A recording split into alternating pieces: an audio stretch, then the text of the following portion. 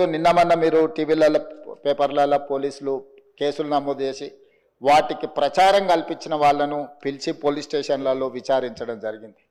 వాటికి ప్రచారం కల్పించే వాళ్ళను పోలీస్ స్టేషన్లో పిలిచి వాళ్ళను విచారించడం ద్వారా ఈ సమస్యకు పరిష్కారము శాశ్వతంగా దొరకదు.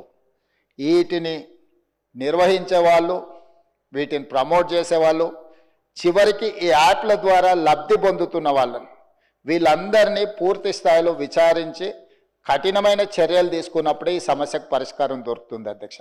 అందుకే దీన్ని పూర్తి స్థాయిలో విచారించాలంటే పక్క రాష్ట్రాలు, పక్క దేశాలలో కూడా విచారణ చేయాల్సిన పరిస్థితులు ఉంటాయి.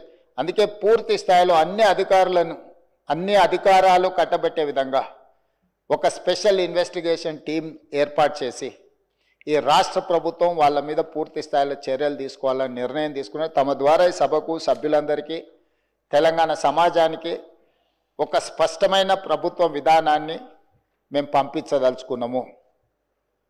ఎవరైనా ఇందులో ప్రత్యక్షంగా, పరోక్షంగా ప్రోత్సహించిన, ప్రకటనలకు సహకరించిన, నిర్వహణలో భాగస్వాములైన ఎవరిని కూడా రాష్ట్ర ప్రభుత్వం వదిలిపెట్టదు.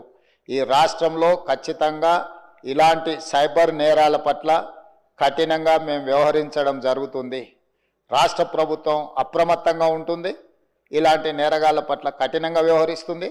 ఈ సభ ద్వారా సభ్యులందరికీ నేను ఈ ప్రకటన ద్వారా ఒకే మాట చెప్పదలుచుకున్నా, స్పెషల్ ఇన్వెస్టిగేషన్ టీంను ఏర్పాటు చేస్తున్నాము. తద్వారా అందరినీ కఠినంగా అణచివేయడమే కాకుండా చర్యలు తీసుకుంటామని తమ ద్వారా తెలియజేయదలుచుకున్నా అధ్యక్ష.